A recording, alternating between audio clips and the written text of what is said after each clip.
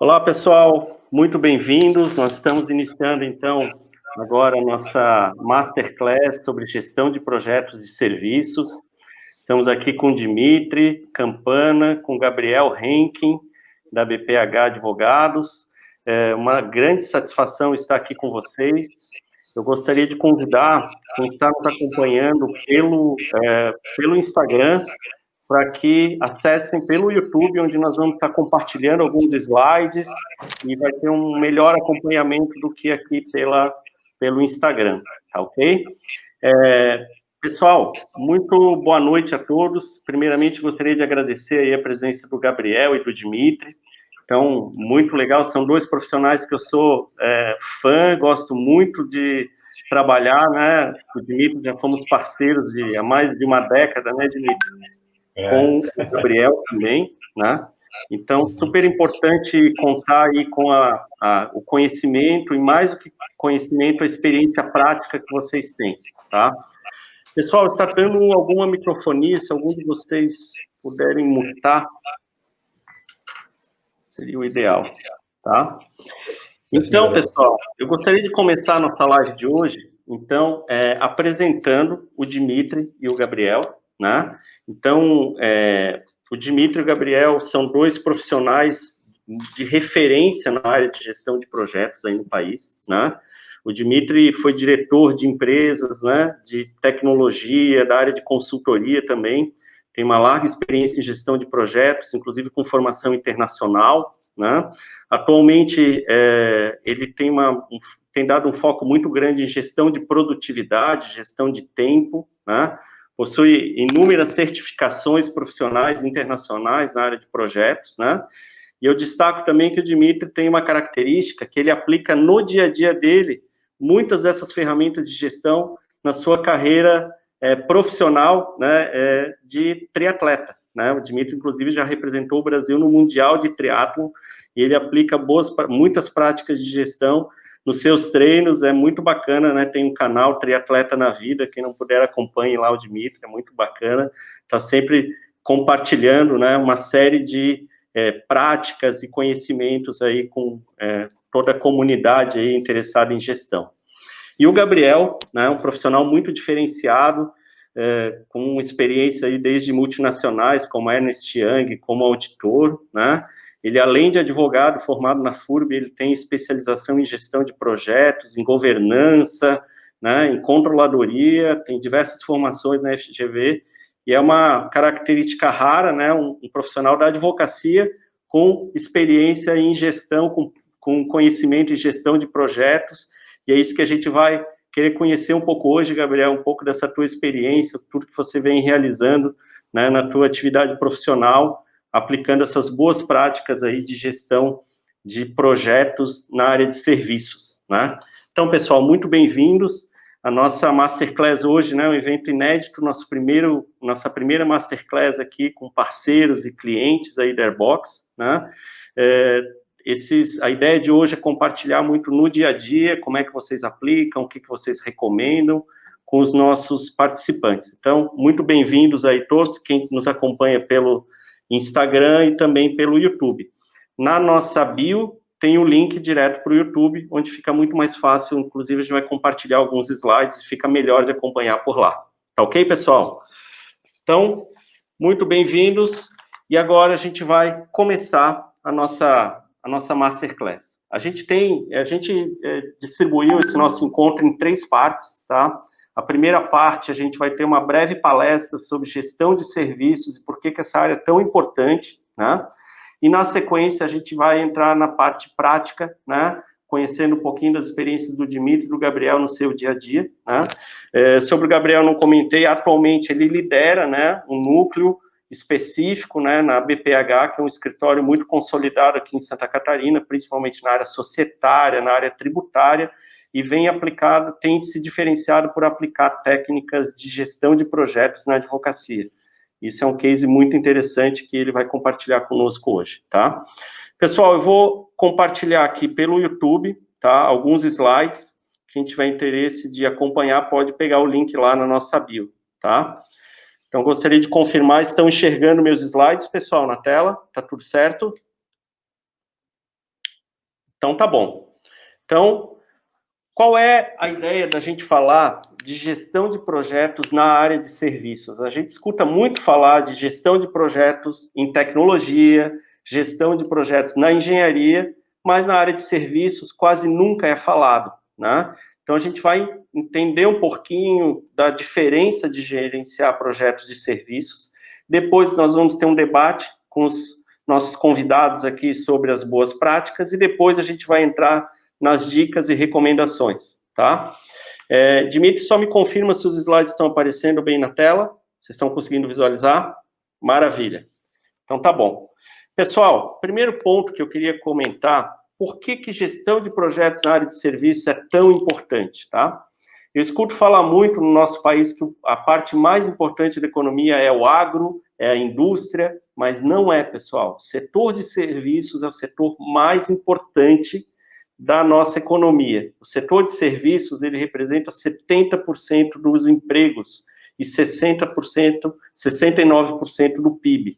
Então, é um segmento muito relevante, muito importante, é um segmento que, digamos assim, é a mola da nossa economia. E quanto mais desenvolvido o país vai se tornando, mais importante o setor de serviços é, né? Então, esse nosso setor, quando a gente fala mais em gestão de projetos, nós estamos falando mais das empresas que nós chamamos em inglês de professional service, ou serviços profissionais. São as empresas de consultoria, os escritórios de engenharia, arquitetura, advocacia, serviços de TI, né? Agências de marketing, empresas de RH. Esse tipo de negócio, né? O motor de faturamento, de resultado dessas empresas é projetos.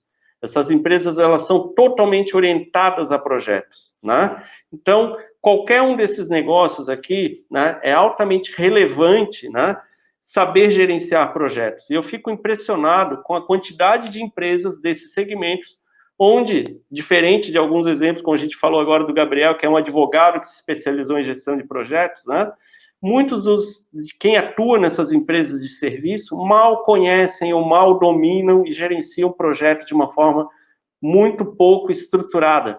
Então, é super importante, né, que esses profissionais da área de serviços, que eles, de fato, tenham, né, esse domínio, tenham essa característica de gerenciar projetos, ter foco nas boas práticas, no que vai fazer a diferença em termos de valor agregado para o cliente final. O Gabriel vai compartilhar bastante aqui conosco hoje de como a gestão de projetos vem tornando um diferencial competitivo para o escritório onde ele atua neste momento, tá?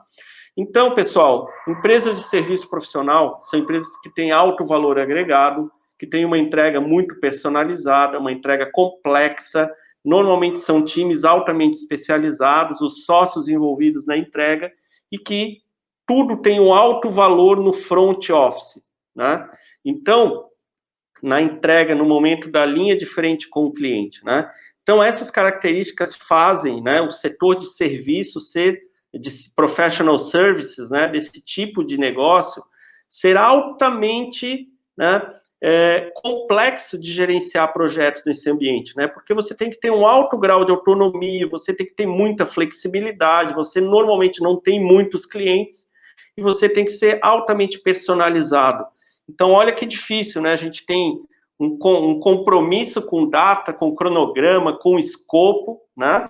Porém, né, a gente tem uma dificuldade, né, em função de ter que ser flexível, autônomo, né, com altamente personalizado. Não é uma tarefa simples gerenciar uma empresa de professional service. Tem muita gente aqui acompanhando, né, no YouTube e também aqui no Instagram, o pessoal está começando a entrar agora. Então, assim, é super importante a gente entender que é difícil e é diferente, né, gerenciar projetos numa empresa de serviço do que, por exemplo, gerenciar um empreendimento da construção civil, né? As características são muito diferentes, o escopo é mais estável e tem uma série de pontos aqui que tornam a gestão de projetos numa empresa de serviços muito relevante. Uma outra coisa que a gente, ao longo do caminho, né, eu já atuo há mais de 10 anos com consultoria, e o nosso time acabou evoluindo e transformando muito do que a gente conhece, das experiências que a gente teve em consultorias, nós transformamos essa experiência num método, né? Que é um método baseado em 4 pilares: a venda consultiva, o setup ágil, a entrega de excelência e o sucesso do cliente. A gente batizou esse método na Airbox como método Flow, né? É um método que nos permitiu criar um produto, né, que materializa esse método na prática, né, que é o Airbox. E esse método, ele tem, né, a base dele, né, exatamente a excelência de uma empresa de serviços profissionais. Então, é super importante, né, um prestador de serviço focar em 4 partes altamente relevantes, tá? Que é a venda consultiva, o setup ágil, a entrega de excelência e o sucesso do cliente. Hoje, na nossa live, nós vamos nos ater mais a esses 2 aqui do meio, no setup ágil e a entrega de excelência, né? Que são exatamente os elementos que tem no seu coração a gestão de projetos, né? E a gente, na nossa experiência, né, com os clientes da Airbox e todo o nosso trabalho de anos aí com consultoria, o que a gente já percebeu, pessoal? Que aplicando o método Flow, né, então você tendo a venda consultiva, o setup, a entrega e o sucesso do cliente, você executando cada uma dessas partes com excelência, a tua empresa cria uma engrenagem tão fluida que a produtividade ela chega a aumentar em 50% da equipe, né? Nós temos um caso muito bacana de um cliente nosso que no primeiro mês aumentou em 20% aplicando, e eu diria nem foi o método por completo, foi um método talvez uns 40% ou 50% do método já gerou ganhos no primeiro mês, batendo recorde de faturamento, enfim, de organização interna também, tá? Então, pessoal, o ponto, né, que a gente vai se aprofundar, como eu falei, são os 2 pontos, né, do setup ágil, né? Então, a gente sabe que uma venda de uma empresa de professional service não é uma venda trivial, né? É uma venda complexa, é uma venda que envolve várias etapas. Você está vendendo serviço, tem que conquistar a confiança do cliente, né? E aí, a venda, você vendendo serviços, pessoal, no momento que você fecha o negócio, o cliente já está com a expectativa de começar no dia seguinte, né? Ao mesmo tempo, como é personalizado, é específico para cada cliente, você não consegue pegar, girar a máquina e já sair rodando no dia seguinte, né? Porque o projeto para cada cliente é personalizado. Então, é super importante você ter o momento de planejar, mas de uma forma ágil, de uma forma enxuta, de uma forma rápida, né? Então, fechar o negócio e fazer o setup, um bom setup é garantia de, ou digamos assim, uma boa chance, uma boa probabilidade de sucesso. Então, é o momento de chamar a equipe, de apresentar o projeto, é o marco de início, né? Formaliza todo o trabalho acordado com o cliente, né? E é esse momento que você gera a famosa ordem de serviço, ou setup, né? Onde você tem um número, onde você define claramente qual é o cliente, qual é a necessidade, o que vai ser entregue, quem que vai entregar, quando, né? Então, é um momento super importante, né? É um momento que você cria as entregas de projetos, de processos, chamados, todas as entregas que você se comprometeu, né? Você prometeu um projeto que tem início, meio e fim, depois um acompanhamento de poucos meses, e no meio do andamento de estudo, um processo de suporte, né? Dúvidas, por exemplo, do cliente. Então, você está envolvendo 3 tipos de entrega completamente diferentes, né? O projeto tem início, meio e fim, o processo se repete, e o chamado é uma demanda, né, ad hoc colocada por um cliente. Então, o setup você tem que dar essa largada muito rápida. E a chave desse momento é você ter modelos anteriores. Você tem uma biblioteca de templates de projeto, né? Então, quando você tem essa organização e você pegou ativos de projetos anteriores e organizou, você tem 80% de chance depois de fazer um setup muito rápido e já partir para a execução com muita facilidade. Então, a ideia de aproveitar experiências anteriores é muito importante. E depois a gente vem para as entregas, né? Então, tem 3 tipos de entregas, né? Projetos, processos e chamados. E o método Flow aborda com muita consistência cada um desses pontos, né? Hoje nós vamos até mais a parte de projetos, né? Que são aquelas entregas que são faseadas, são entregas únicas, que terminam, né? Elas não se repetem e tem uma característica de ser muito complexo, personalizado para cada cliente, né? Então, pessoal, para quem entrou agora, a gente recomenda, né, o acessar na nossa bio o link para o vídeo que está no YouTube, tá? E ali vocês vão ter uma chance de acompanhar melhor, né, com os slides sendo compartilhados aqui da nossa apresentação inicial. Daqui a pouquinho a gente já inicia o debate com os nossos convidados aí, com o Dimitri e o Gabriel, tá bom?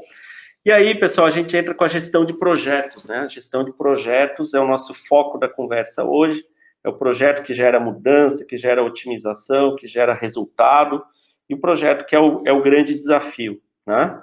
E, basicamente, pessoal, a gente vê, à medida que o mundo vai evoluindo, cada vez mais a gente tem projetos. Não tem mudança, tem projetos, né?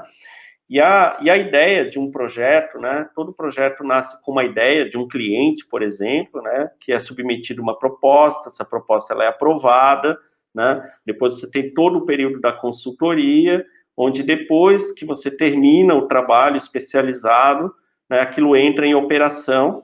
E eu digo que desde o momento da ideia até ele entrar em operação, ele foi só custo. Só vai ter benefício depois, né? E no método Flow, a gente, né, tem toda essa parte de proposta trabalhada ali dentro, o projeto e depois o sucesso do cliente. Então, a gente pega toda essa jornada com esse método, tá bom, pessoal? Então, a gente entrando na gestão de projetos, né, a gente tem basicamente os 5 grupos de processos aqui, todo projeto inicia, tem uma fase de planejamento, de execução, de acompanhamento e o próprio encerramento, né? A gente vai conversar muito daqui a pouco com o Dimitri e com o Gabriel, focado, cara, o que eles recomendam para uma empresa de serviço de boas práticas para cada um desses momentos aqui que a gente apresenta, né? Numa abordagem tradicional, né? Então, a gente tem um momento de iniciar, onde a gente tem um esforço que é importante que aconteça. Depois, a gente tem um momento de planejar, depois tem um momento de executar, tem um momento de controlar e tem um momento de encerrar, né? Obviamente, o momento que a gente mais consome esforço e horas é esse momento aqui da execução, né? Só que o que acontece, pessoal? O mundo está se tornando tão volátil, incerto, né? E a pressão por prazos, né, é tão grande que a gente começa a ter que abortar algumas partes. Essa fase de iniciação e planejamento, ela meio que acontece meio junto. É o momento ali do setup ágil, né? A gente não consegue mais ter um profissional, né, um gerente de projeto alocado a cada projeto para fazer o controle de tudo que está acontecendo, né? Os times são muito mais dinâmicos, muito mais ágeis hoje, e eles vão se autogerenciando, né, num modelo muito mais colaborativo do que esse modelo onde tem o gerente de projeto de ponta a ponta controlando tudo, né? E por fim, né, a gente tem o encerramento, que é o momento que nós brasileiros em comum a gente abre mão de qualquer registro disso e já quer partir para a próxima, e é super importante aprender, melhorar o modelo, melhorar os templates, né, para que a gente consiga ter uma gestão de projetos muito melhor, né?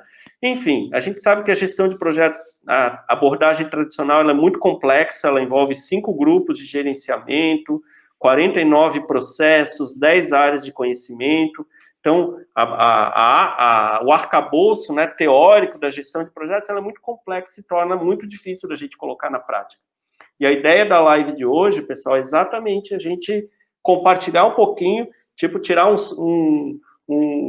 a essência, né, daquilo que é relevante em termos de boas práticas para que a gente, né, com esses profissionais que têm larga experiência, né, então, o Dimitri já gerenciou, né, mais de 50 projetos em paralelo, a BPH lá hoje tem mais de 70 projetos rodando neste momento, então, é super importante a gente entender como que esse pessoal consegue, com uma equipe enxuta, né, organizar a casa e conseguir gerar um desafio de acompanhar e fazer esses projetos irem para o sucesso, né, 70 iniciativas, 50 iniciativas em paralelo, né, cada projeto desse com centenas, às vezes milhares de tarefas ali dentro.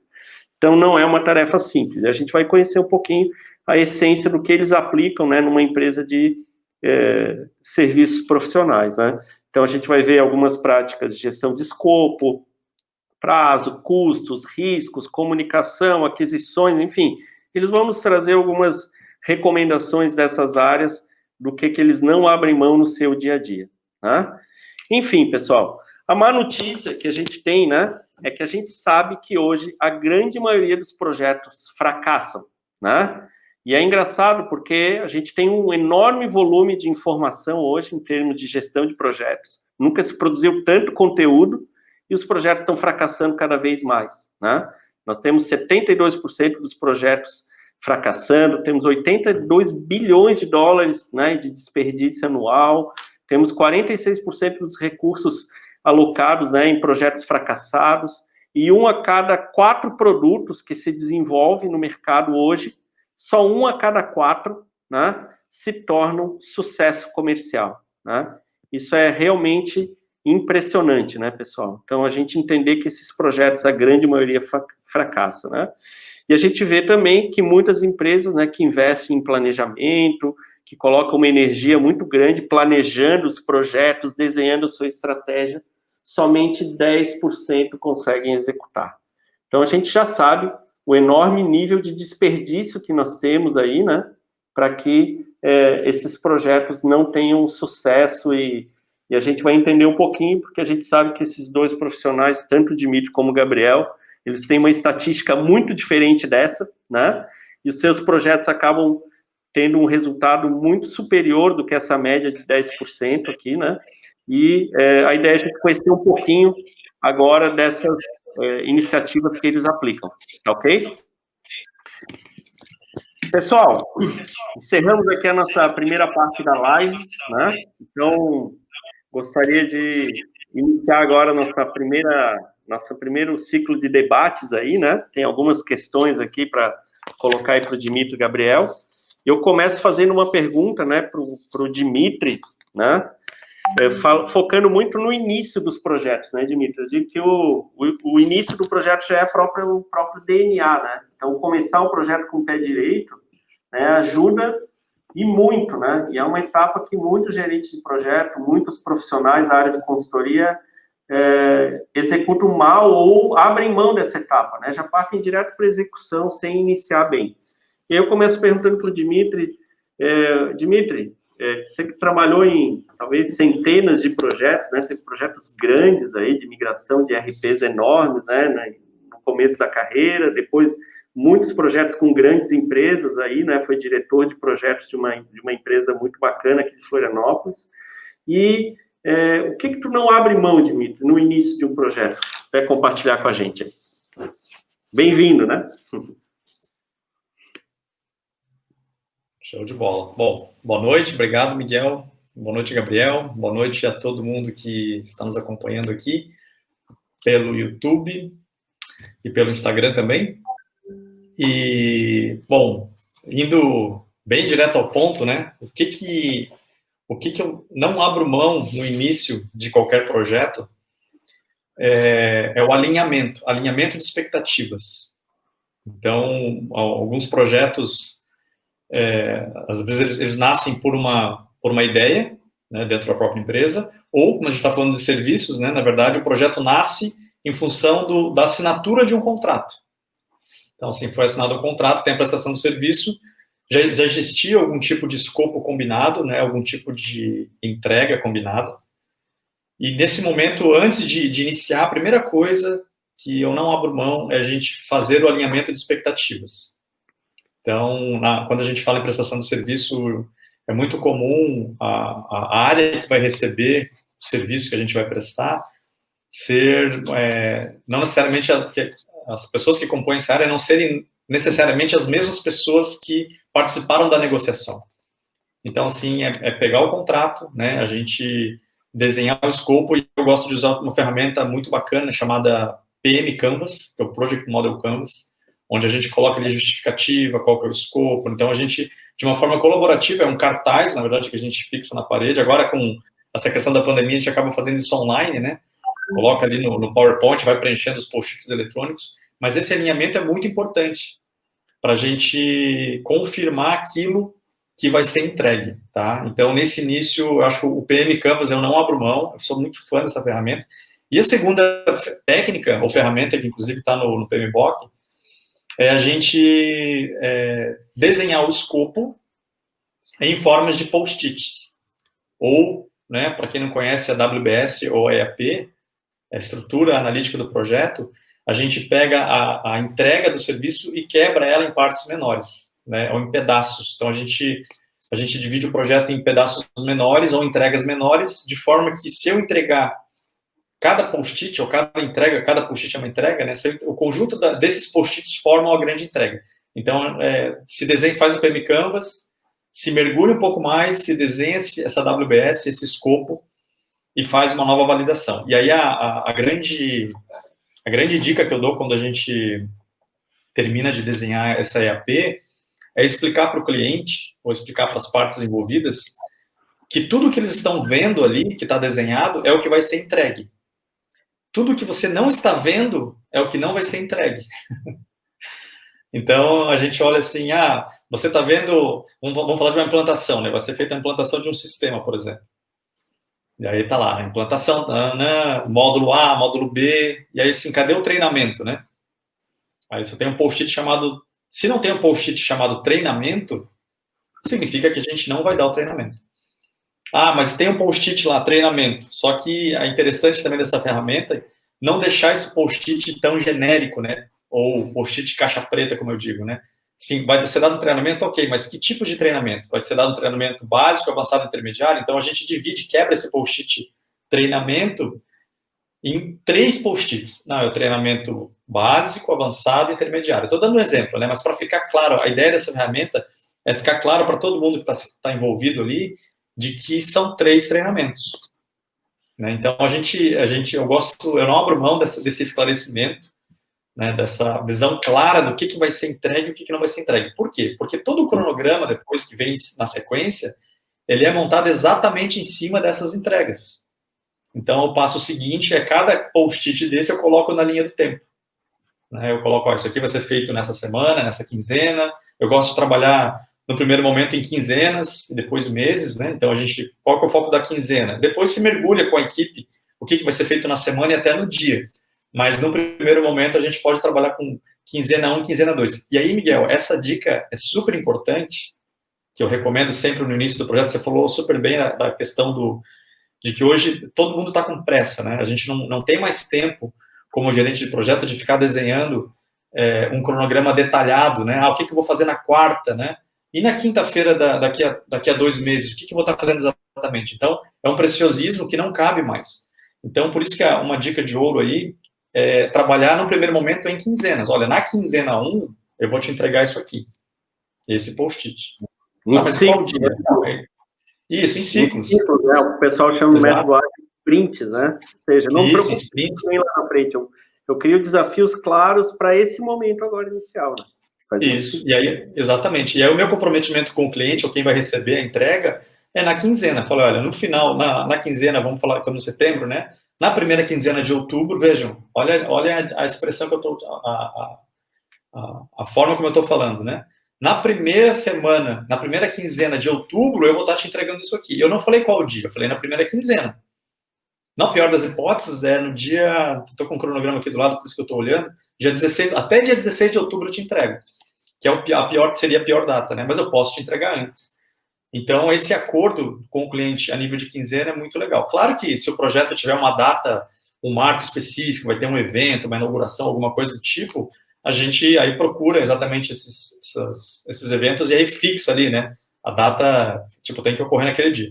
Mas se não tiver um evento específico, trabalha com quinzena, no primeiro momento. Depois, né, se detalha. Então, isso traz agilidade, que é uma diferença gigante para o método tradicional, né, de criar cronogramas, onde se você pega um projeto, por exemplo, de 3, 4, 5 meses, é meio insano, assim, na primeira semana você está projetando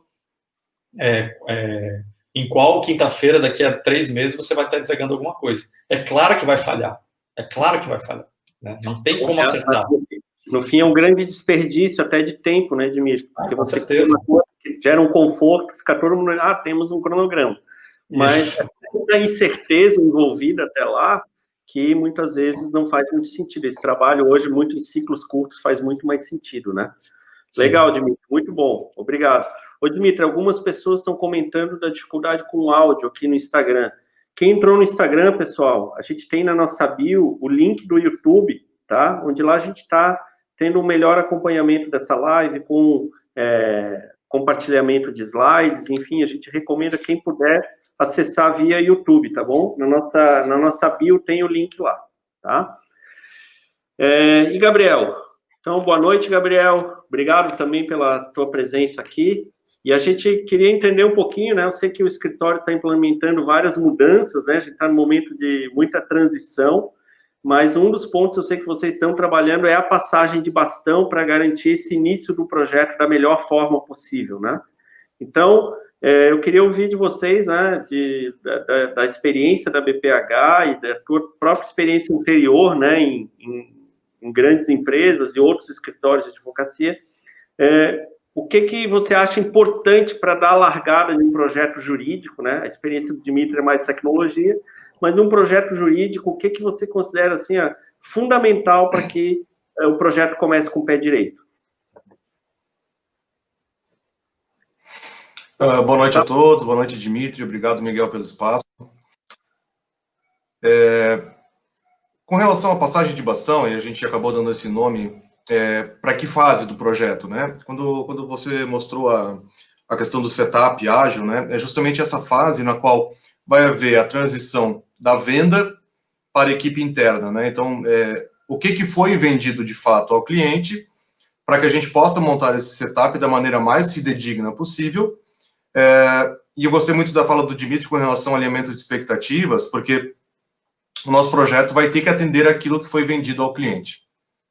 Né? A gente não pode se distanciar daquilo que foi vendido ao cliente, tanto na execução, como no timing, no escopo e aquilo que ele espera de nós. Né? Então, o que a gente tem praticado muito, desde o momento em que inicia-se o processo de venda, é manter uma relação estreita entre o comercial e a equipe de gerenciamento de projetos, sempre atendendo qual o escopo que vai ser vendido, qual o escopo que está sendo negociado, e na medida em que a gente define isso dentro de um contrato de prestação de serviços, que isso faça parte de um projeto como o principal objetivo a se seguir, né? Então, dentro dos projetos jurídicos que a gente trabalha, as características, né, são de projetos de médio a longo prazo, né? Então, a gente tem que alinhar muito bem quais as etapas e quais as entregas que vão acontecer e a sequência na qual elas vão acontecer. Nós temos também esse desafio do cronograma. A gente também procura não trabalhar com datas tão específicas, a não ser que sejam entregas ciclos curtos, né? Então, a gente sempre procura atender o cliente com a máxima agilidade, mas dando sempre um prazo de curta duração para cada tarefa que está sendo executada. Nos projetos que a gente atua, as tarefas são inúmeras, né? Elas envolvem várias equipes, envolvem várias pessoas interessadas dentro da estrutura do cliente.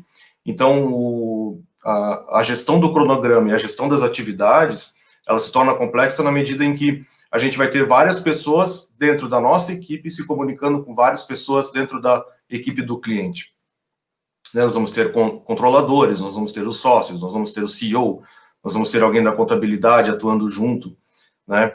Então, quanto mais claro a gente deixar desde o início qual o escopo que está sendo trabalhado, é o ideal. A gente passou a adotar, em função disso, dentro do escritório, um processo de onboarding muito bem estruturado, né? Então, hoje, quando é vendido um projeto e quando se dá o início dele, imediatamente após nosso alinhamento interno, a gente dispara um e-mail, que a gente chama o kick-off, né, do planejamento, no qual o cliente está sendo inserido no âmbito do projeto que ele adquiriu, né, e também dentro de uma vivência, né, uma vivência que vai ser um produto que a gente está vendendo. Então, o onboarding do cliente tem sido muito importante, não só para fixar cronograma, expectativas, mas também para que a gente tenha, durante todo o relacionamento com o cliente, uma qualidade de comunicação, né? Então, os problemas que podem surgir durante o planejamento, em sua maioria, são derivados de problemas de comunicação interna ou até com o próprio cliente, né? Então, a passagem de bastão, ela é o momento mais crítico para nós dentro da nossa equipe. É algo que a gente vem trabalhando já há vários anos, tentando aperfeiçoar o máximo possível essas reuniões, essas passagens de bastão, o que o comercial precisa abordar junto ao cliente, para que a gente tenha dentro da equipe que vai operacionalizar o projeto uma ideia do que vai ser vendido, o que vai ser executado, entender do comercial qual foi a expectativa do cliente, ou tudo aquilo que envolve o negócio do cliente, o que envolve a família do cliente. Né? Acho que aqui é importante também a gente destacar em que mercado que a gente está inserido. Né?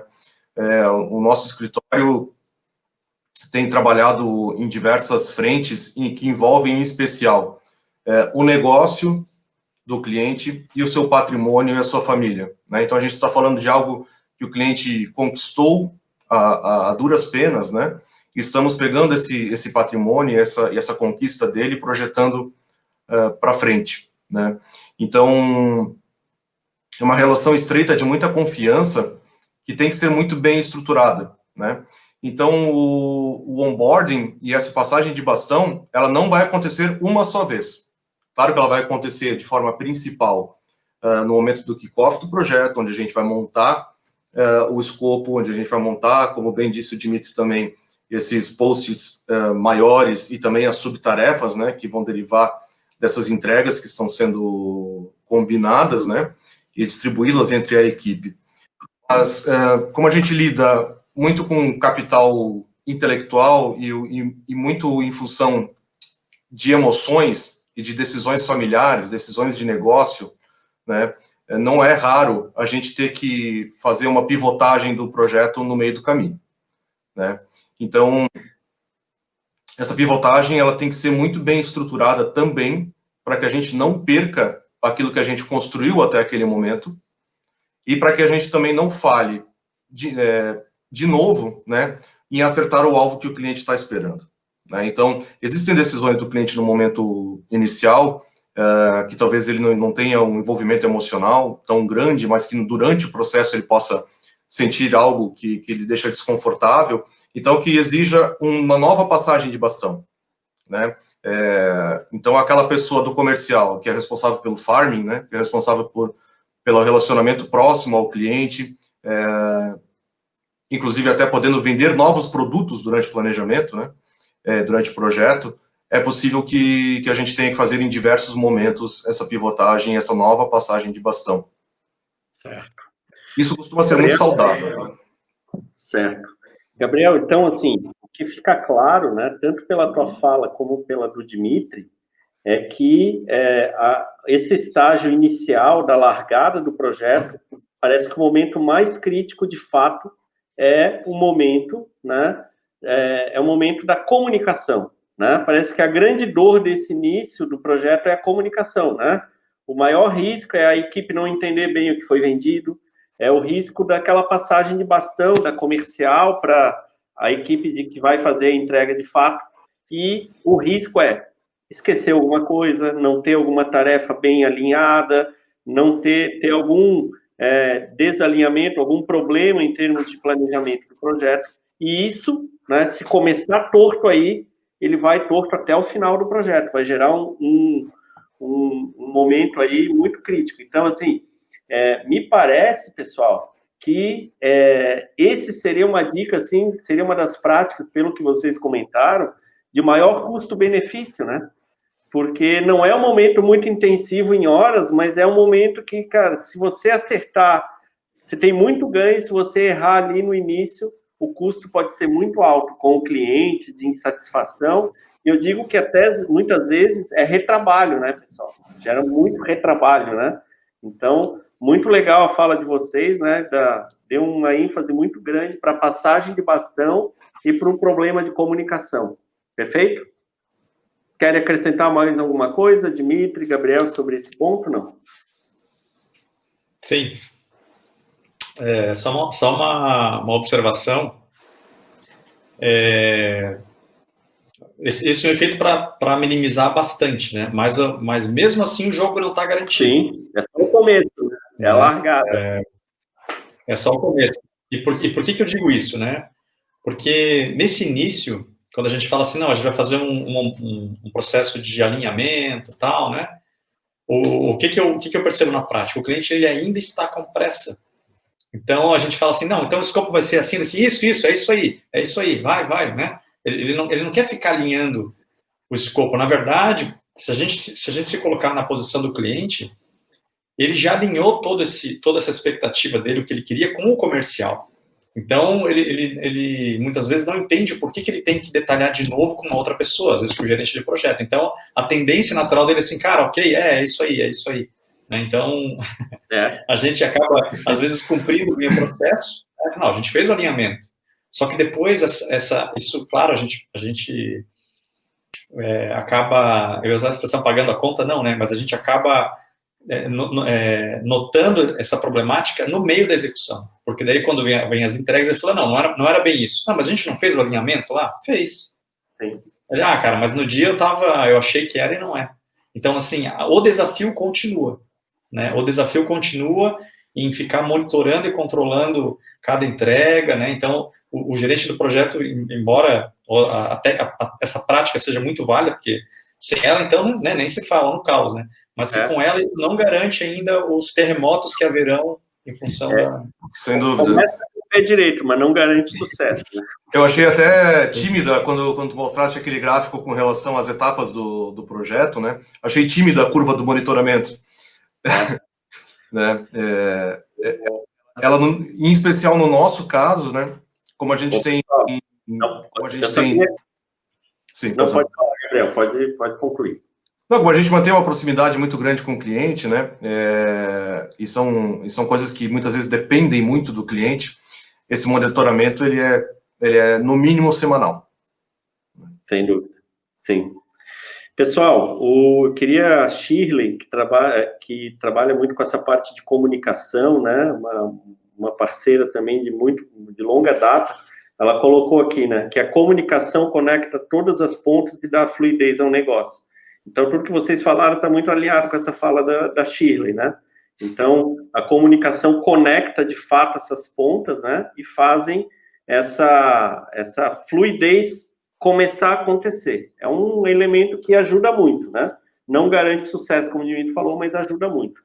Pessoal, para quem está acompanhando pelo Instagram, reforçando, né? Para assistir a live pelo YouTube, lá a gente está tendo... uma melhor qualidade aqui da nossa interação. E quem tiver alguma dúvida, pessoal, quiser colocar alguma questão aqui para o Gabriel, para o Dimitri, pode mandar aí no chat que a gente já, né, muitas pessoas conhecidas, o Gustavo, o Marco Aurélio, o Ricardo. Muito bom, pessoal. Obrigado pela presença, Leonardo, Walter, Ishibashi também, parceiro de longa data, nossa equipe aqui da Airbox, né, o Luiz Gesser, a Jéssica, Ademir, então muita gente aqui participando, prestigiando a gente, muito, muito legal, pessoal. Tiver qualquer dúvida do dia a dia de vocês, quiserem colocar aqui no nosso chat, vai ser muito legal, vai ser um prazer a gente responder, tá? Pessoal, agora vamos partir, né, um pouquinho a gente falou muito já do início, do planejamento, agora vamos falar da execução, né? Eu que já trabalhei com o Dimitri, sei que o Dimitri é muito bom de execução, né, Dimitri?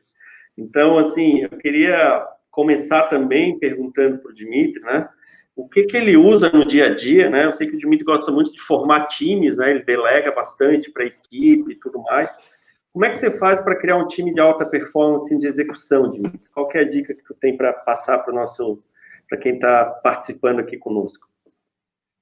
Joia. Muito boa pergunta, e eu fiz aquela deixa no final ali, com relação a que o jogo não está garantido, porque o sucesso também depende muito da habilidade do gestor, né? Do gestor de projeto. Então, a gente tem o processo, mas tem que ter um time muito bem alinhado. E para a gente ter alta performance, para a gente ter, de um time de gerentes, de gestores, a gente tem que ter, um dos aspectos, né? É muita transparência. Transparência e clareza. Clareza do trabalho que vai ser feito e transparência entre... no caso, o diretor de projetos, o escritório de projetos e o gerente de projeto. Então, as pessoas têm que, nas equipes de alta performance, tem que haver transparência quando os problemas acontecem. Fala, olha, tem um problema acontecendo assim, foi falha minha, não foi falha minha, enfim. Então, essa transparência de equipe, tá? Senão, fica complicado a gente querer, como um PMO, ou um escritório de projetos, ou um diretor de projetos, querer ajudar se a gente não sabe, de fato, o que está acontecendo, qual é o problema. Né? Então, Isso é a questão das relações humanas. Agora, falando ainda sobre comunicação, é algo tão importante, tem até uma estatística, né, que 90% dos projetos que foram sucesso, mais da metade do tempo do gerente de projeto ficou dedicado à comunicação. Então, a comunicação realmente é o ponto-chave. E o que eu recomendo, né, para que a gente mantenha isso, que tem a ver com a execução? A gente tem que garantir a agenda de conversa. Como assim garantir a agenda de conversa? A gente pode se falar toda hora, né? Como assim? Parece meio estranho. Mas hoje, no mundo atual que a gente vive, com muita correria, apagando incêndio, muita informação, né? É WhatsApp, é Telegram, é e-mail, né? É videoconferência, enfim. Virou uma boa prática a gente bloquear a agenda para conversar com a equipe. Então, a gente tem que garantir, falar, olha, sei lá, toda terça-feira de manhã, das 9 ao meio-dia, eu tenho uma reunião para tratar sobre todos os projetos com todos os gerentes de projetos, por exemplo. Então, é a agenda garantida de todo mundo. Essa é uma boa prática.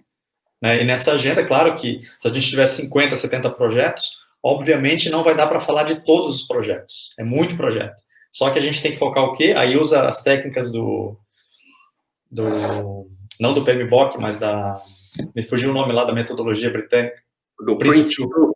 Isso, do Prince2. A gente gerencia o quê? Por exceção.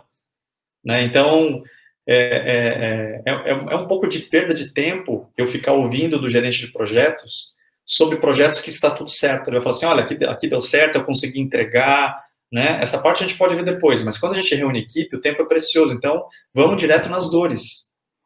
Quais são os problemas? A parte que está dando certo, ok? Não preciso ficar controlando isso. Eu quero controlar e ajudar aquilo que não está dando certo. Então, agenda garantida para falar sobre todos os projetos durante a semana, como o Gabriel falou, né? Alinhamento semanal com o cliente, pode ser também, se achar necessário. Só que, além disso, além da reunião do grupo, que tem uma força muito especial, que eu digo grupo, quando tem mais de um gerente de projeto, né? Porque um acaba ajudando o outro com relação a sugestões, a situações. Eu sempre sugiro também o PMO, ou o gerente de projetos mais sênior, ou o diretor de projetos, também garantir uma agenda individual com cada gerente de projeto. Aí é mais curto, né? Em meia hora, às vezes, é suficiente. Então, vou dar um exemplo. Terça-feira de manhã, das 9 ao meio-dia, todo mundo junto. Depois, terça-feira à tarde, sei lá, das 15 às 16, com a Beatriz. Depois, na quarta-feira, das 9 às 10, com o Joaquim. E, enfim, aí vai o gerente de projeto sênior diretor, vai garantindo a agenda individual. Por que individual? Porque não dá tempo para falar tudo naquela outra reunião geral.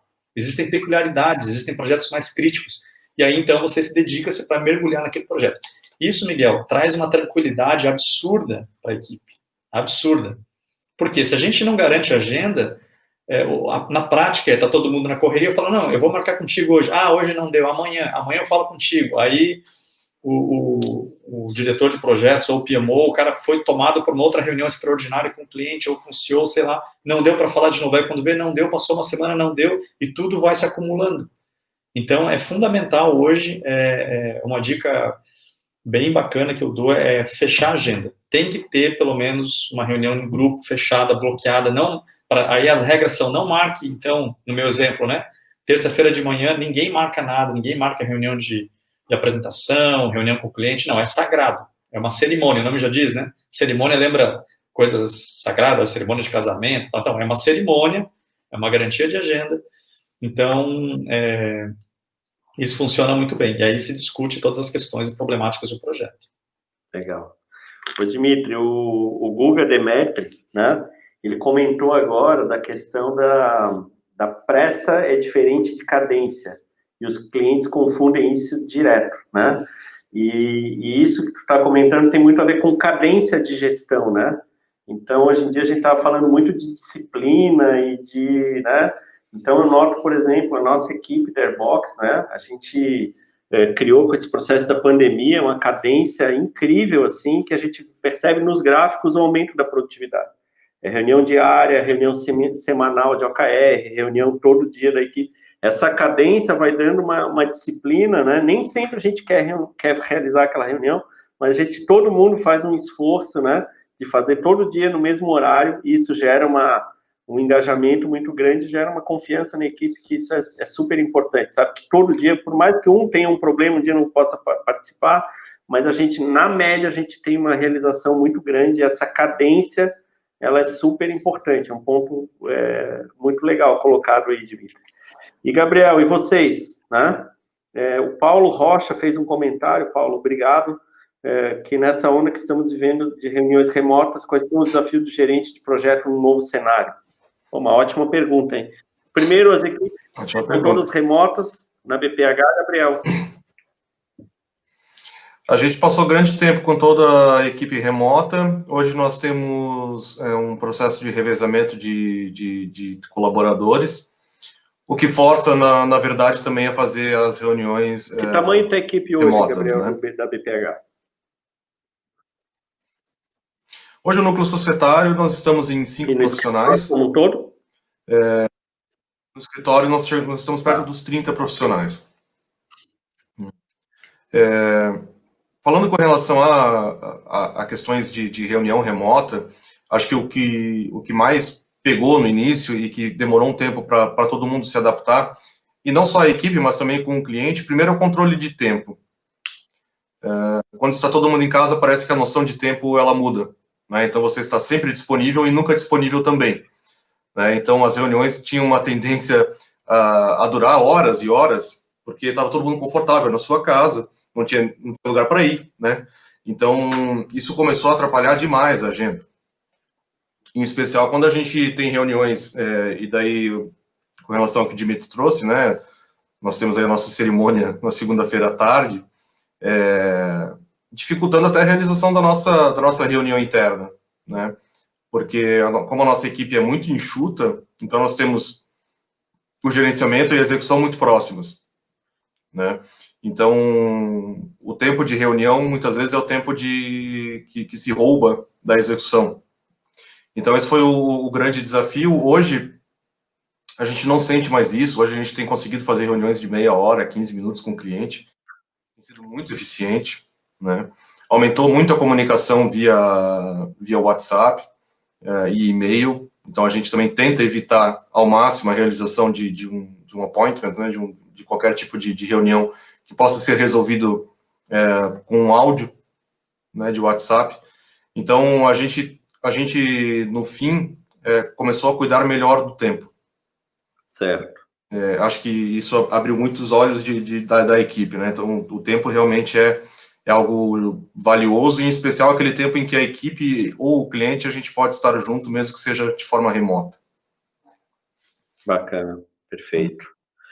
E Gabriel, essa questão toda da gestão de projetos é algo novo, né? Embora você já tenha um escritório já tem muito tempo, mas é algo novo de aplicar essas boas práticas com a ferramenta, com o próprio apoio da Airbox também, né?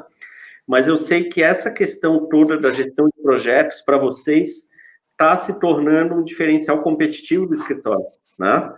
E eu teve uma fala recente tua que tu comentou, Miguel, a gestão de projetos está virando uma forma da gente agregar mais valor à nossa entrega, à percepção do cliente, né? Queria entender como é que isso acontece, a gente sair um pouquinho do operacional da gestão de projetos, mas falar do âmbito de negócio, né? Então, eu sou um cliente que eu estou contratando um escritório de advocacia que normalmente não aplica nenhuma prática de gestão, e está contratando um escritório que realmente aplica de ponta a ponta as boas práticas, que utiliza a ferramenta, que tem advogado formado em gestão de projetos. Qual que é o diferencial competitivo que isso gera para o escritório de vocês? Né? Ter um professional service de fato, né? Não só de natureza de atividade, né? Então, enfim, queria ouvir isso de você. Legal. Eu acho que, assim, o primeiro de tudo é como a maneira como o nosso escritório se posiciona no mercado, né? Para nós é muito importante o diferencial de a gente se distanciar um pouco daquela velha advocacia passiva, né? E de foco contingencial e contencioso para uma advocacia que está mais próxima do cliente e realmente se tornando uma atividade meio para que o negócio do cliente prospere. Então, o que a gente tem de diferencial no mercado, primeiro, é a questão da comunicação com o cliente. é você falar a mesma linguagem. Então, quando a gente começa um projeto trazendo ao cliente dentro de um processo de onboarding estruturado, né? Primeiro você tem um processo de onboarding, que é algo que outros escritórios não se tem notícia de fazer. Então, quando você vai para dentro da empresa e você fala a mesma linguagem do cliente, seja com o CEO, seja com o sócio, seja com o gerente de projeto, isso ganha uma escala de qualidade e de percepção de valor muito grande. Né? Até em uma conversa passada nossa, eu te relatei também nessa mesma conversa com relação à percepção de valor, que no e-mail de onboarding, na resposta do cliente, ele não queria saber nada do projeto, além de como a gente iria tratar o gerenciamento. Né? Qual a ferramenta que a gente utilizava, como é que ia funcionar a questão da comunicação dentro do sistema, se ele teria acesso, se não teria acesso, a questão do feedback de qualidade.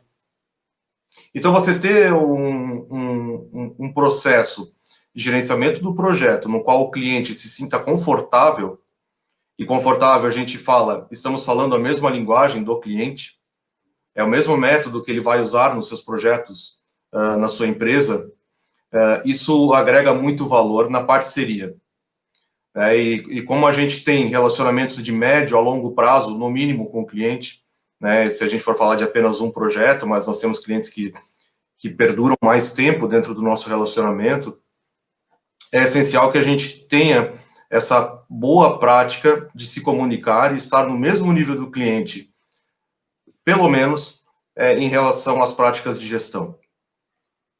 O cliente, muitas vezes, dentro da área jurídica, a gente não pode pecar pela tecnicidade na comunicação com o cliente. A gente tem que falar a língua dele. Acho que essa é a dica principal e é onde a gente agrega valor.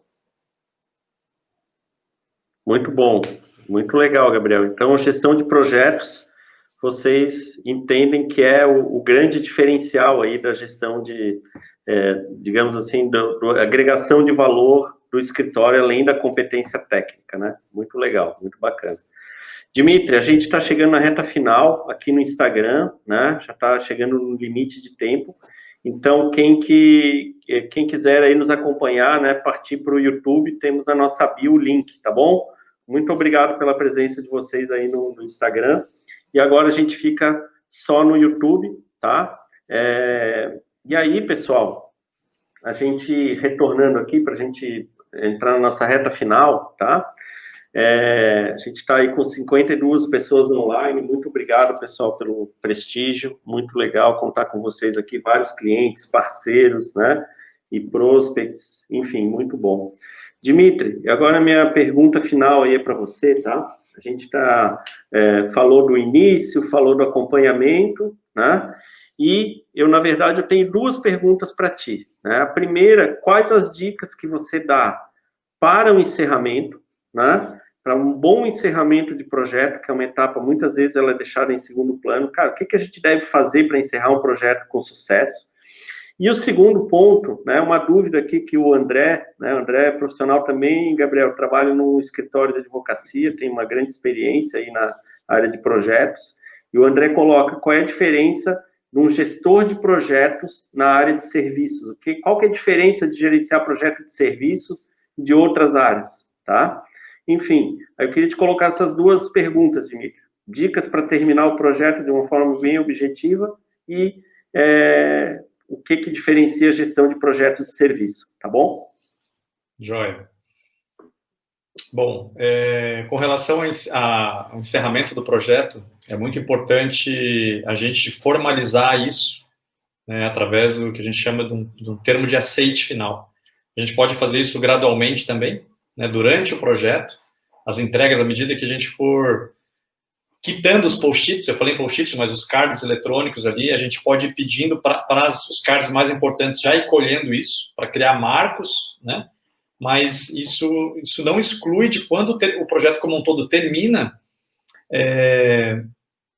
a gente emite um termo de aceite, um termo de encerramento, porque naquele momento fica claro para o cliente que terminou, né? E principalmente para projetos de serviços. Principalmente. Por que eu digo principalmente? Já fazendo o link com a próxima pergunta que você me fez.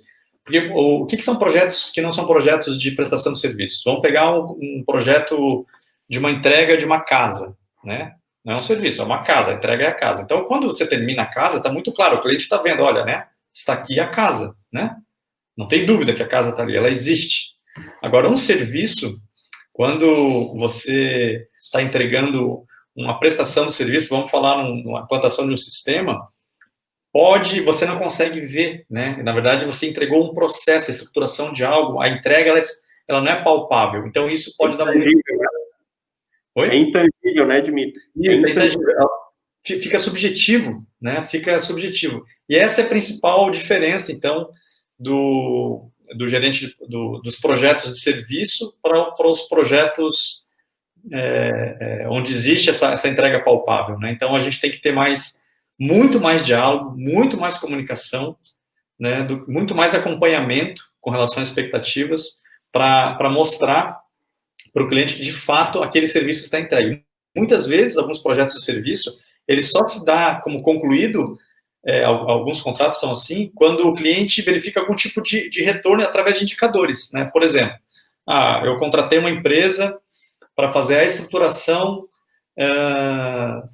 de uma área dentro da minha empresa, montar um serviço de call center, sei lá, alguma coisa. Aí o cara vai falar o seguinte, a empresa, olha, eu montei, tá aí, ó, tá montado. Mas será que ficou bem montado?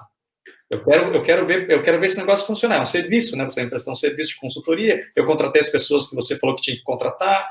Eu desenhei os processos que você falou que eu tinha que desenhar. Eu treinei as pessoas. Mas e aí, será que ficou bom? Então, é comum também, às vezes, a gente gera um termo de aceite provisório da entrega, e aí se roda um mês ou um determinado período para verificar se aquele serviço foi bem estruturado para depois dar o aceite final. Então, é uma entrega, tem as suas peculiaridades nesse sentido. Bacana, muito bom. Obrigado, Dimitri. O Gabriel, pessoal, eles estão aplicando na fase de encerramento umas práticas muito modernas na área do direito aí, né? Que é a aplicação do legal design, visual law. Então, são ferramentas super bacanas nessa área da advocacia, né? Aplicando técnica de design thinking na advocacia, que é uma coisa super inovadora. Queria que o Gabriel compartilhasse um pouquinho o que vocês fazem nesse término de projeto para isso, tá? O nosso sentimento em relação à entrega do projeto é exatamente o que o Dimitri passou, né? A nossa entrega ela é extremamente intangível, porque são documentos, são estruturas, são etapas que foram cumpridas dentro de um projeto que não são palpáveis ao final. Então, o primeiro desafio foi qual? Foi a gente achar um meio palpável de o cliente receber o encerramento do projeto. O que o cliente recebe ao final do projeto? Né? Então, tivemos o primeiro movimento, que foi um marco de conclusão do projeto, que a gente chamou de book do planejamento. Então, é um documento impresso, que o cliente recebe encadernado, no qual vão estar, além de todos os atos que foram praticados, também um direcionamento daquilo que, durante o planejamento, mais passou pela cabeça do cliente, ou talvez o que mais gerou dúvidas ao cliente durante o planejamento. Então, por exemplo, nós vamos montar um book com todos os atos que foram realizados e também fazer uma parte desse documento que seja de acesso rápido ao cliente. A gente não pode esperar que o cliente, dentro de um serviço jurídico, vá ter que ler a documentação para achar a resposta que ele precisa de uma forma rápida e ágil. Então, essas ferramentas novas que estão sendo aplicadas no direito, de legal design, visual law, a gente está começando a trabalhar com elas agora, tanto internamente como também através até de novos parceiros. É um método no qual a gente vai manter, sim, a apresentação de um produto palpável ao final do trabalho, mas trabalhando, por exemplo, com um repositório virtual de documentos. Então, a gente vai trabalhar com QR Code, então a gente não precisa ter um book de 150, 200 páginas, a gente pode ter um book de 30 páginas, né? E uma forma que o Visual Law e o Legal Design vem trazendo para o direito é justamente essa tradução daquilo que está no documento formal para o que o cliente de fato precisa ter acesso quando ele quiser. Então, por exemplo, a gente a gente está preparando materiais, estamos terminando um agora de uma empresa de vanguarda, também na área de tecnologia, em que a gente vai primar o que eles chamaram de um FAQ, né? Então, assim, quais foram as perguntas frequentes que eles fizeram e farão durante um determinado período de tempo. Então, a gente vai pegar os documentos escritos e transformar em algo visual, no qual o cliente possa, de uma maneira agradável até, ter as respostas que ele precisa quando quiser naquele material. Então, a nossa intenção é que nós possamos trabalhar de uma maneira física, entregando para ele algo palpável, mas também um repositório virtual de documentos que ele possa acessar quando necessário. Tá? Sim. Isso tem se mostrado muito, muito interessante, é um desafio para a equipe também, porque a gente está sempre quebrando paradigmas, né?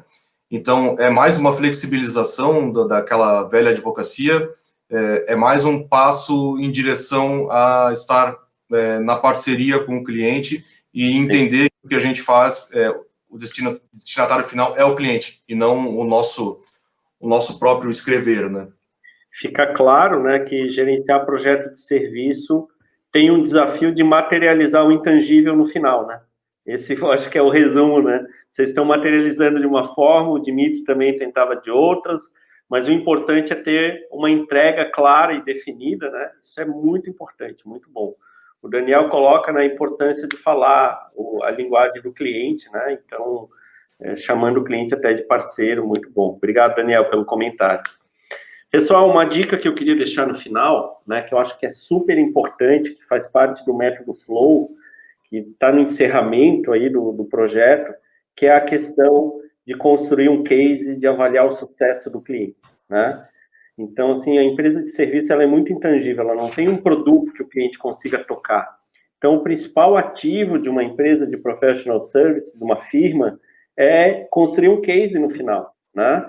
E muitas vezes eu noto que constrói, faz um trabalho brilhante, muito bacana, vira, aperta a mão e vai embora e não monta um case, não pega um depoimento do cliente. Então, eu acho que é super importante no encerramento do projeto, ele sendo bem sucedido, é um momento, o Dimitri, né, trabalhar com uma empresa que, a BPH também, são grandes nomes, né, são brands que vocês atendem muito fortes, né, e é super importante captar esse depoimento, esse case, que isso vira uma referência, vira um ativo da empresa de serviços, né? Isso, muitas vezes, o sucesso do cliente, você até gera esse sucesso, mas você não mede, você não questiona, não pesquisa e não monta o case. Então, é super importante, né, a gente está encerrando a nossa Box Talks, né, com a principal dica aí do encerramento de tornar intangível, tangível ou intangível e materializar isso num case, né? Muito legal. Ô, Miguel, só aproveitando, você me lembrou na época que eu era gestor de TI da SC Gás, Companhia de Gás de Santa Catarina, aqui de Floripa, e eu tinha 2 projetos grandes pra caramba, 2 de tecnologia, um era migrar todo o data center e criar um sistema com cluster, etc., lá, o storage e tal, e a gente, na época, quem ganhou a licitação foi a Dell, do fabricante de computadores. E eu lembro que no alinhamento do projeto, eles assim, mas qual que é o objetivo, né? Qual que é a expectativa? Eu falei assim, para mim o projeto vai ser dado como sucesso, como entregue, quando a gente aparecer como um case de sucesso na revista de vocês. Porque tinha na época, ainda tem, né, a revista da Dell, e tem lá os cases, né? Foi implantado, não sei o quê. Falou, eu quero sair nessa revista aqui. Então, né, era uma forma de medir a qualidade do serviço. Se realmente ficar algo bom, é para sair em revista. E saiu mesmo, deu certo. Eu tenho esse print dessa revista até hoje. E outra experiência bacana foi com o pessoal da Microsoft. Na época, a gente estava trocando o e-mail para o Exchange, que era a solução da época, não tinha cloud. E foi o mesmo discurso. Falaram, é um serviço. Para mim, o critério de sucesso aí vai ser exatamente sair uma matéria na revista da Microsoft da nossa migração. Então, virou a meta, né? Virou a forma, como você comentou bem, né? Foi uma forma também de tangibilizar. E aí também deu certo, a gente saiu lá como case da Microsoft de migração e tal. Mas mudou completamente assim, a visão, né? A equipe contratada, todo mundo, assim, agora a meta era o nível de qualidade estava claro, né? E a multinacional já tem essa maturidade, né, Dimitri? Ela já entra e já sabe que o objetivo é montar um case, né? Então, isso já está no processo padrão. Então, quando a gente fala de professional service em empresas menores, você muitas vezes deixa passar ótimos cases que podem ter referência, pode tornar uma autoridade, né?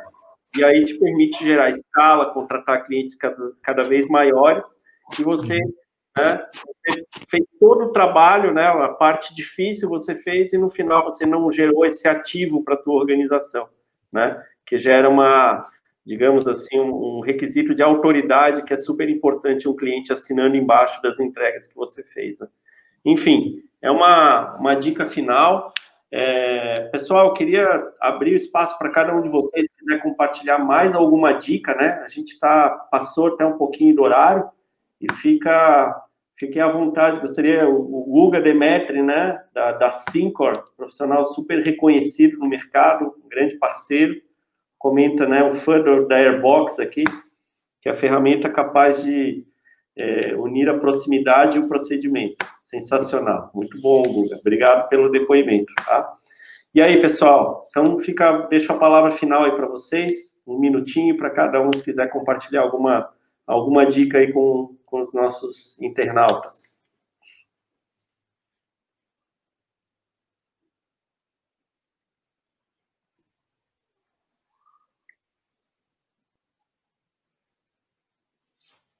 Queres falar, Gabriel? Pode ser?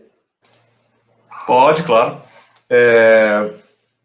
Acabar assim com uma expressão de gratidão aí pelo espaço aberto e por toda a parceria que a gente tem construído.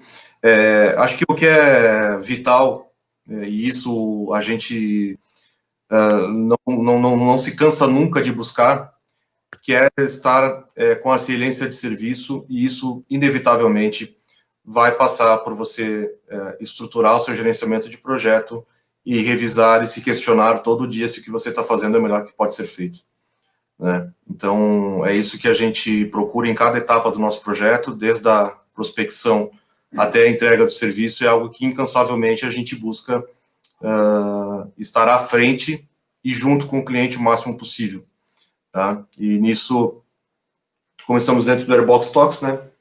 O Airbox realmente é uma ferramenta que nos propicia uma escala de qualidade muito grande, tá? Então, vale a pena. Bacana. Obrigado, Gabriel. Dimitri, valeu, muito obrigado. Bom, agradecer a todo mundo que esteve conosco, né? Os participantes também, obrigado aí pelo convite, Miguel. E o recado final que eu queria dar para as pessoas aí que estão nos assistindo ou estão assistindo posteriormente é que não basta um excelente profissional na sua equipe, não basta um excelente gerente de projeto. Você pode ter o melhor gerente de projeto do mundo na sua equipe, você pode ter o melhor processo de gestão desenhado do mundo, mas hoje, sem a tecnologia como aliada, você simplesmente não vai conseguir dar conta de tudo.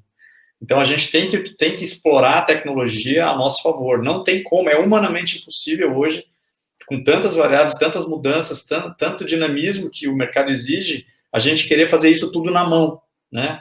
No caderno. Dá para fazer? Claro que dá, mas aí não vai dar tempo.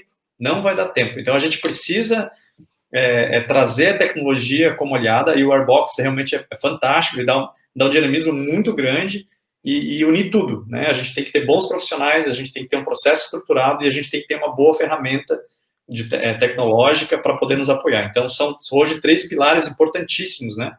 Que juntos aumentam demais a probabilidade dos projetos darem certo. Muito bom, Dimitri e Gabriel. Olha, a gente está muito contente, todo o time, pelos comentários aqui, o pessoal está gostando muito também, né? O Alcides, o José Giacomini, o Everton acabaram de comentar aqui. Então, muito legal, pessoal. Aqui hoje eu sinto que a gente está cumprindo o nosso propósito, né? Que é simplificar a gestão e gerar paz de espírito para o empreendedor, né? Então, para o empreendedor da área de serviços diretamente, né? Então, muito bacana. Eu acho que aqui a gente tinha um grupo muito sênior aqui compartilhando experiências, né? Todo mundo trabalhando há muito tempo. E a Michelle acabou de fazer um comentário muito legal. Obrigado, Michelle, também pela tua participação. Uma parceira também de longa data. E, pessoal, só gratidão aí pela participação de vocês, né, em nome de todo o nosso time da Airbox aí, agradecer e colocar também, né, agradecimento especial para o nosso time de marketing, né, que ficou organizando tudo aqui para nossa live, a divulgação, ficou ontem fazendo todos os testes para que tudo funcionasse bem. Então, um agradecimento especial aí para a Nara, tá bom? E, pessoal, até a próxima, a gente deve estar lançando daqui a 2 semanas a próxima Airbox Talks.